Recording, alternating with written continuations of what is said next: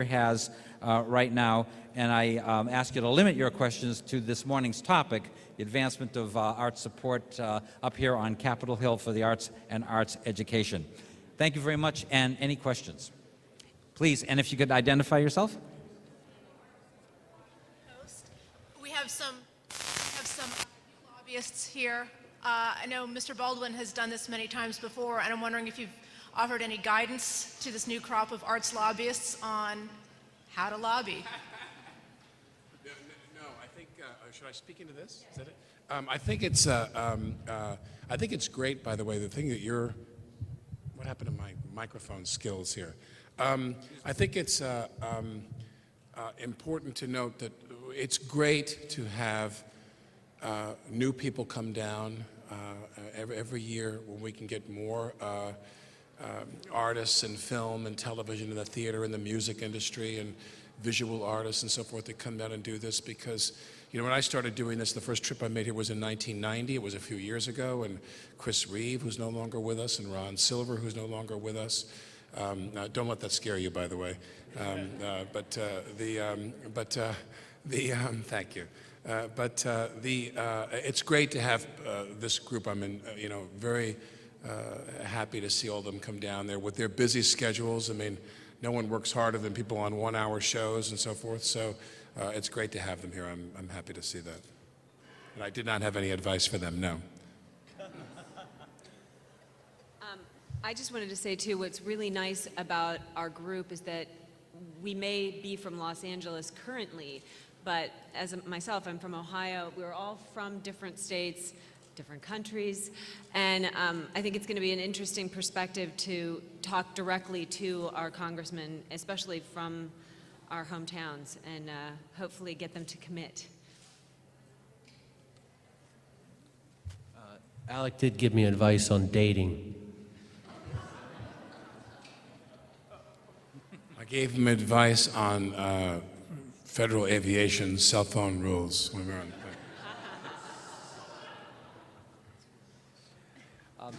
Someone else, another question from either an arts person. Yes, please.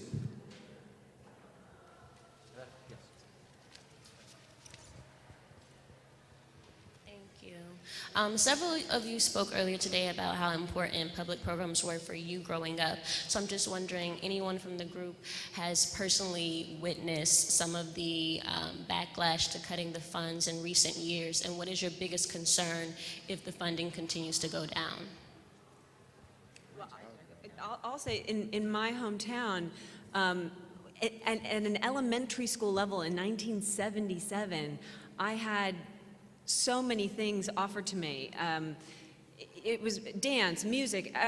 We had an orchestra in the elementary school. I mean, it sounded that great, but this is the beginning of everything, and that does not exist today.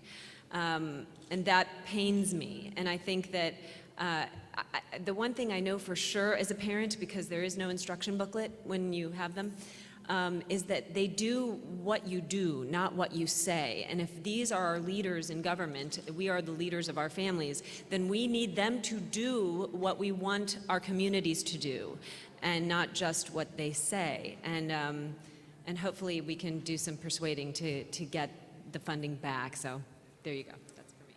And just to touch on a small little, it's not just in our education too.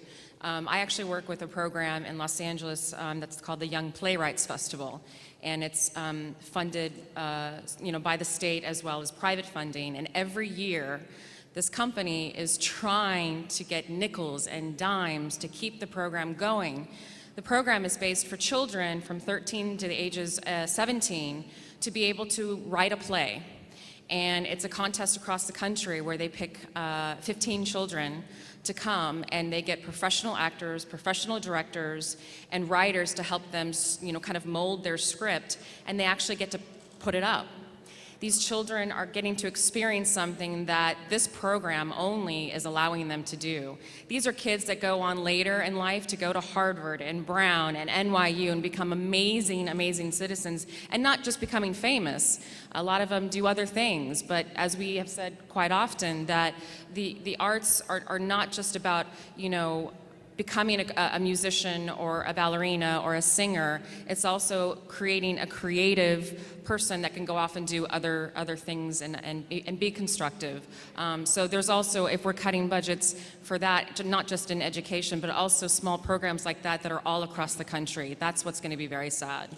I just want to add one thing, which is one of the things I see in common with a lot of the people who are here today is that they have jobs right now in their professions, many of them behind me, in enormously popular television shows. I mean, they work on these jobs, they work long hours, it's a great job, I mean, everybody gets paid well and so forth, but that is not necessarily the ultimate font for them creatively, you know what I mean? All of us walk away from these jobs we have to go and carry the flame, if you will, for other arts that were either a part of their lives as young artists, dancing, painting, writing, music, or to bring these things to young people and to their communities at large. So that's one of the things I'm most admiring about the people behind me, is that these people have jobs that are very demanding and pressing on their time, but they're artists. And the art isn't always, speaking for myself, the art isn't always in the job I'm doing right now. Sometimes there's very little art in the job I'm doing right now. But I do the job, and then when I'm done with that job, I go and I try to carry that torch in other ways as well. I'm shocked that the LA Unified School District has declared that the Title I funding cannot be used for arts education in schools. It's the only district in California that has said this. This is in an area that has an incredible hip-hop culture that has created forms of dance that the world is using. Why would they not want schools to continue to dance? It amazes me that you inspire a world